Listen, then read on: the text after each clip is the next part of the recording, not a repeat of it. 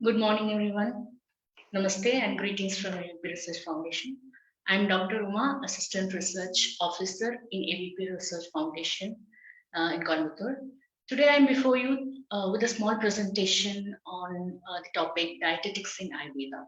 So it is a very brief presentation, and in this we can understand the importance of diet or ahara and the principles in Ayurveda regarding the consumption of food. So what type of food should be consumed, how, uh, when, and what is the quantity, and all these factors have a very important role while consuming the food. So all these factors are to be considered while consuming the food. So this is a very brief presentation regarding the dietetics in Ayurveda. So now we can move on to the presentation. So first, what is ahara? Ahara is food. So it is said that deho hi ahara sambhava, means that food is formed out, body is formed out of what we eat. Okay, so what we eat is our body. So the root cause for the formation and the sustenance of the body is the food. So, and it is said that the purity of food helps in purifying your inner self.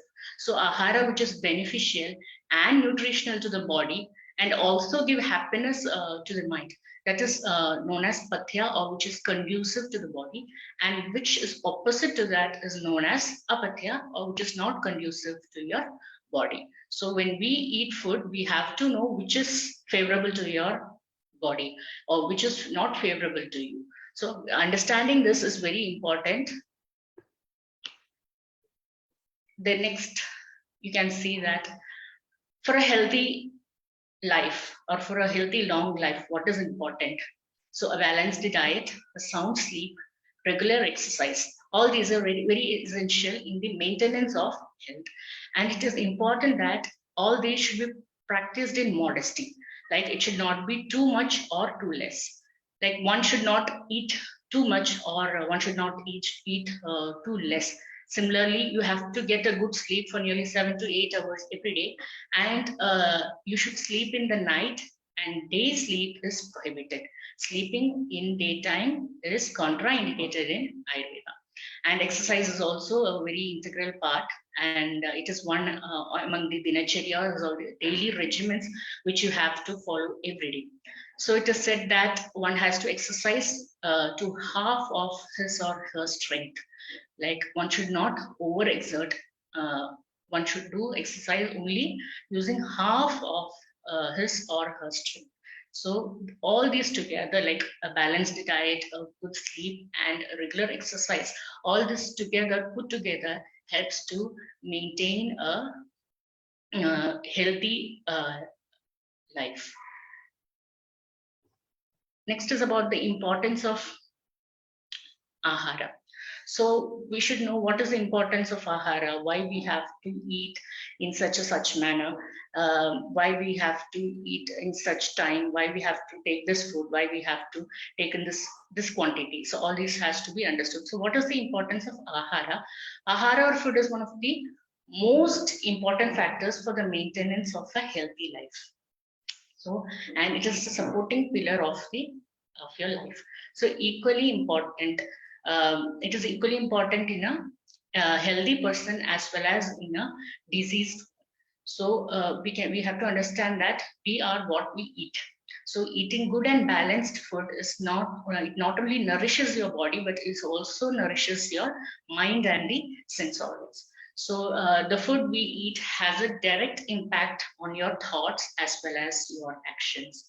So it also nourishes your sense organs. So not only nourishes the body, but also your mind, your thoughts, your actions, as well as your sense organs. So in a healthy person, healthy diet helps to maintain the health, whereas in a diseased, it helps to in restoring the health. So we have to understand that in a diseased condition, food has equal importance to medicine, and sometimes food itself is a medicine. So this is about the importance of ahara. So ahara is very important along with the other lifestyle regimens like sleep and exercise. So all this put together, only it helps a person to lead a healthy life. Life just without health is of no use. So healthy life is very important. And the next very important concept is about the Rasas. Rasas are six tastes. It is said that all the substances uh, are included under the six tastes. So any of these six tastes occupy all the food substances in this universe. So these six tastes are sweet or madhura, salty, sour, pungent, bitter, and astringent. So these are the six tastes, and these six tastes appear as a single or in a combination in uh, all the food substances. So each taste has its own effect in the body. Example, if you take a sweet taste, what it does, this substance with a sweet taste, it helps in building the body, and also it has nourishing action in the body. So a balanced diet should include all these six tastes. Okay, you should not just take one taste in excess, or you should not avoid consuming one taste. So all these six tastes should be included in your diet in a balanced form. Like the less or more consumption of any one of these tastes will lead to numerous disorders occurring due to lack or excess consumption of a particular taste. So one has to understand that if what do you mean by a balanced diet? Balanced diet means a balance of all the rasas, or all these six tastes. Okay, so in your regular diet, you have to include all the six tastes. Nowadays, people are not willing to take certain tastes, certain rasas like Uttara rasa. Some people don't avoid totally. That is also wrong, because it is Madhura rasa is the uh, um, rasa which gives strength to your body. If you don't take Madhura rasa, it is you lose your strength, you lose your energy. So definitely there should be a balance of all the six rasas in your diet. The next is about the various factors to be considered while um, taking ahara. So according to ahara, the nutritional requirements are variable from individual to individual, and these nutritional requirements depend on certain factors. So the factors are constitution of a person, also called as prakriti, and season or ritu. The next is age or bias. Age factor is very important. Geography, the place where this food substance is grown, or the place where these people who are consuming this food, where they are living. So that is the geography. Time is the time of food consumption, kala, and the capacity, digestive capacity, or the agni, digestive fire. How good is your digestive fire?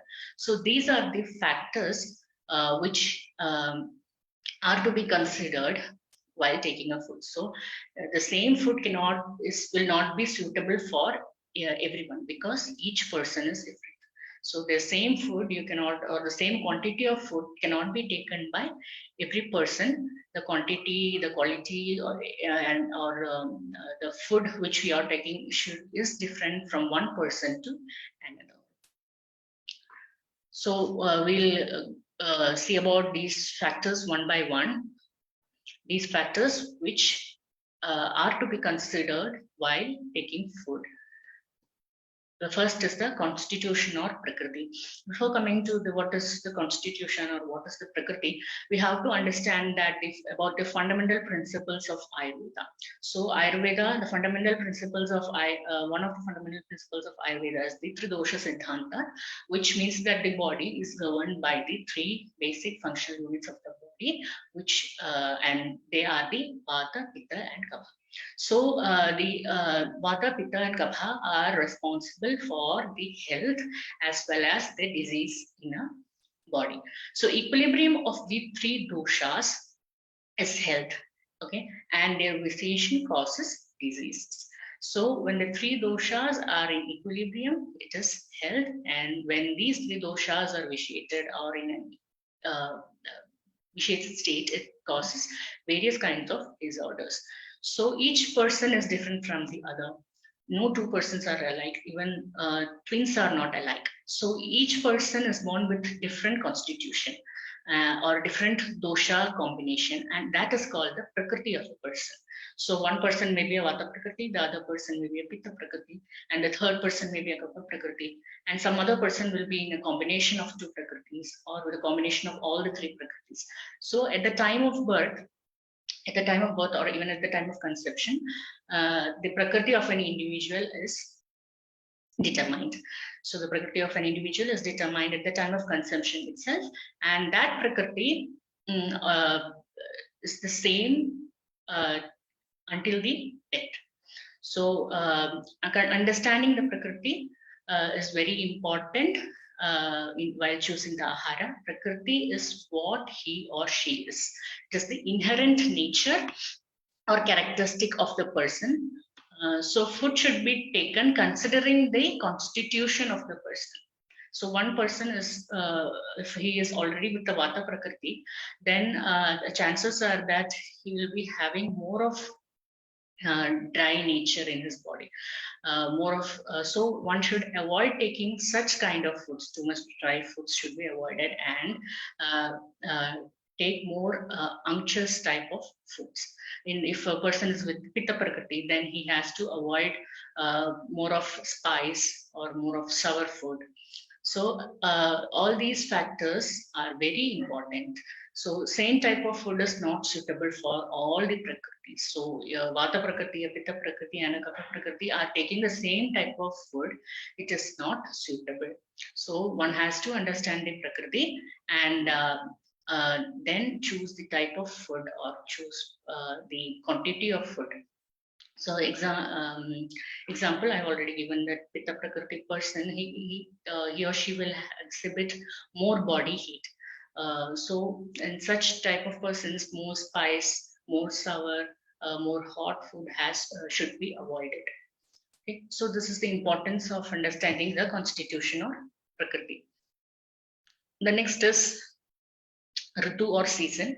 So according to Ayurveda, an year is divided into 6 ritus or seasons. So they are winter, pre-winter, spring, summer, monsoon, autumn, and again winter. So these are the 6 seasons. So Ayurveda gives utmost importance to Ritucharya or the regimens to be followed during each ritu. So during each ritu, there will be a natural vitiation or increase in any one of the doshas or a decrease in any one of the doshas in the body.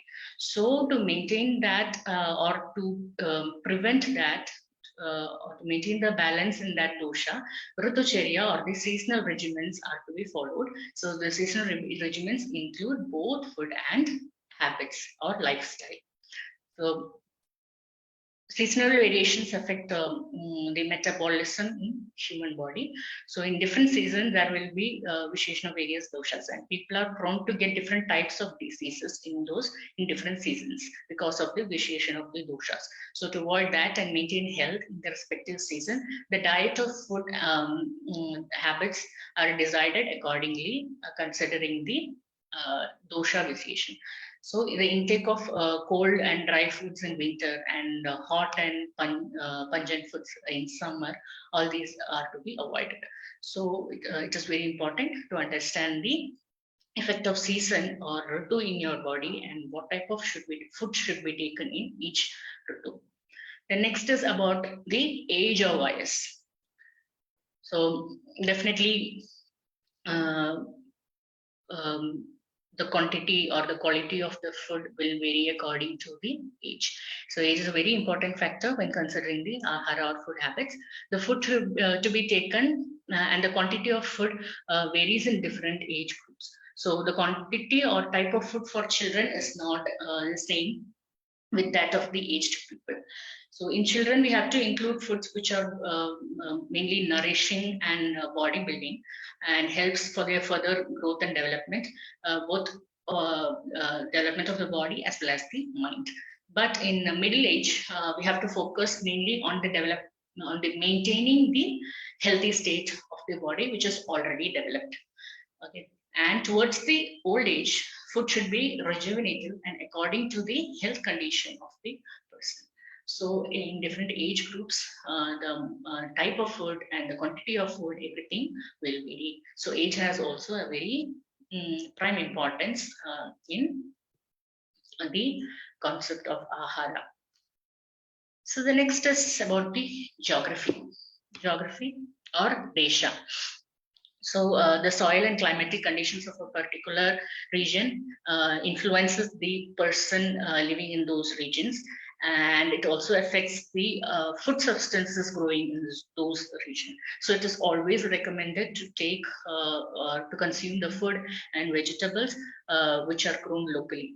So some fruits and vegetables grown in different regions may have different properties. The same fruit and vegetable which is grown here will be different from the same vegetable which is grown elsewhere. So considering this, it is always recommended to take the food or fruits or vegetables or whatever it is grown locally. Okay. So that is about the geography or desha. The next is about the time or kala. What is time or kala of intake of food? So food has to be taken at proper intervals, and one should consume food only after the digestion of the previous meal and when one feels hungry only.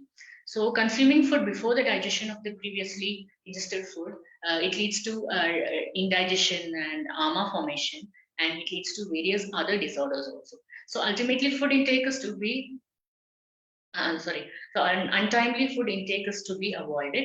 And nowadays we see that people work at night hours and then sleep during the day and skip their food many times, or they are subjected to untimely food. So all these leads to kind of gastric problems, acidity, and eventually leads to various diseases. So the time of food intake, you have to maintain a proper timing for taking food. You should not skip food, or the food intervals are to be maintained before the digestion. You should not take food before the digestion of the previous meals also. So you have to give a gap for the digestion of the previously taken food, and when one feels hungry after the digestion of the previously taken ingested food, then one can consume the next meal. Okay, so that is the importance of kala. Next is digestive fire or agni.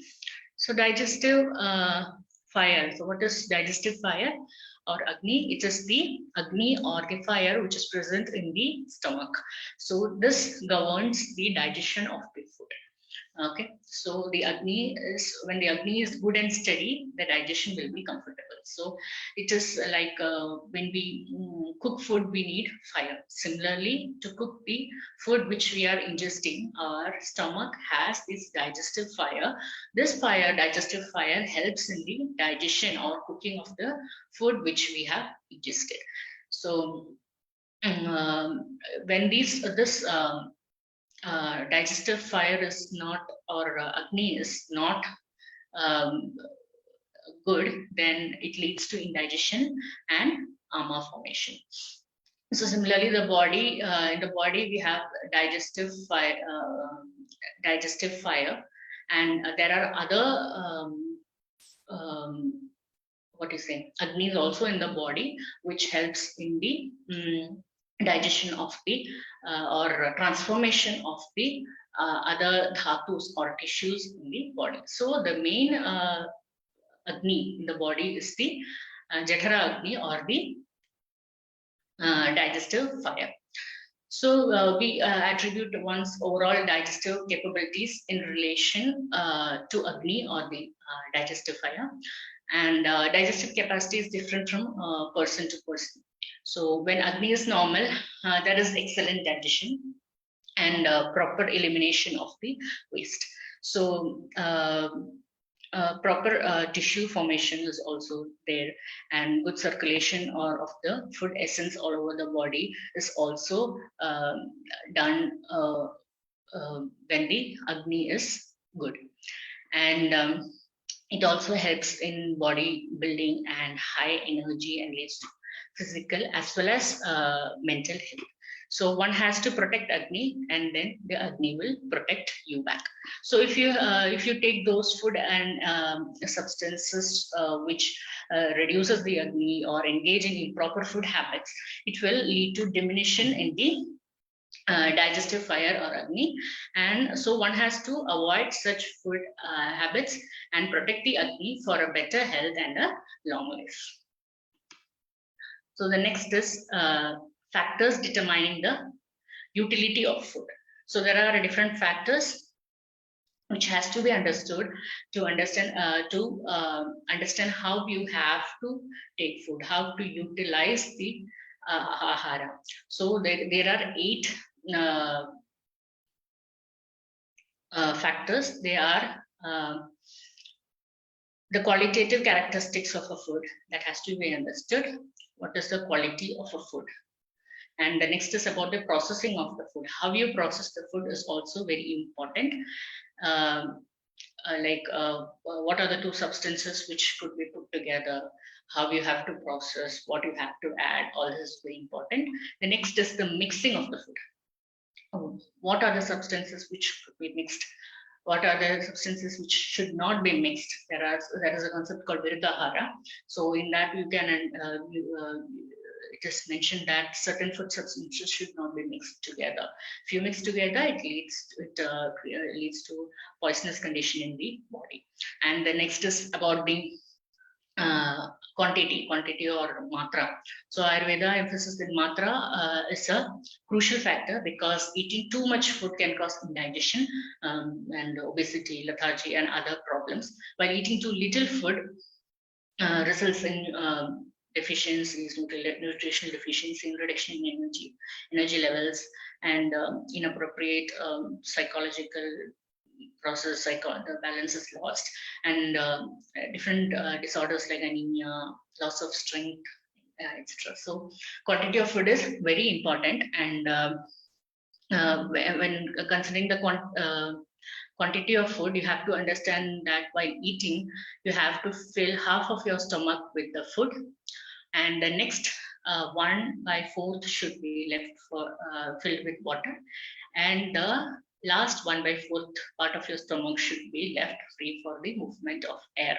So for the process of digestion or cooking, not only the fire or agni is required, we also require water, we also require air, we also require agni. So all these factors together only does the process of digestion. So when you take food, half the quantity should be filled with food, then next 1/4 with water, the other 1/4 with should be left for the movement of air. It means that you should not fill your stomach full.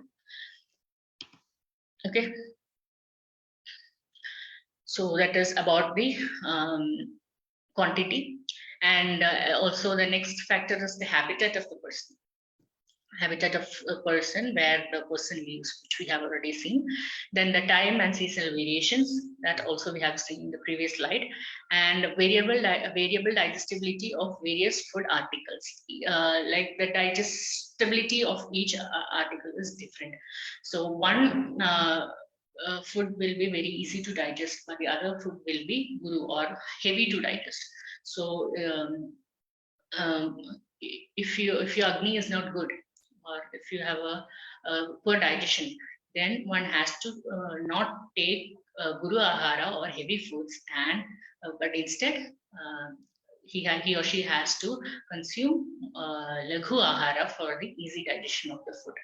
So digestibility of the articles of food is also very important. The person who takes food, that is also important. Who is taking food? What is the health condition of the person? What is the age of the person? and what is the digestive capacity of the person. So that is all, that should also be determined to understand the uh, quality of food which has to be taken. So the next are the general Ayurvedic guidelines, dietary guidelines. So there are some do's and don'ts. It is said that the food should be tasty, warm, qualitative, unctuous, and easily digestible. So always take warm food, easily digestible, unctuous, and with good quality, freshly prepared food. So it should also be tasty. Okay, then it should be eaten. It should be eaten neither too fast or too slow. So if you eat too fast, the chances are that it may go into your windpipe. So it should not be too fast or too slow also. The food should be eaten only when hungry, after the last meal has been digested. So and also it should include all the tastes, namely sweet, salt, all the shat rasas should be there. It should be a balanced diet. Should eat food which is nourishing and suitable to particular constitution, both mental and emotional. And one should focus on food while eating. You should not think about other things, about your office works and everything. You should just focus on the food. Tanmana punjita. You should focus on the food and talk little and eat in not too fast or too slow. So sit in a comfortable posture and eat, focusing on the or with full concentration on the food. Food should be taken or eaten in a pleasant surrounding with utensils and preparations of one's individual choice. Okay, so then you can go into the don'ts. What are the don'ts? The food should not be contrary to each other. So contrary foods should not be taken. The concept of ahara or incompatible foods. So such type of foods, if it is taken, it may lead to indigestion or formation of ama, or even when it is taken for over a long period of time, it may lead to poisonous effect in the body.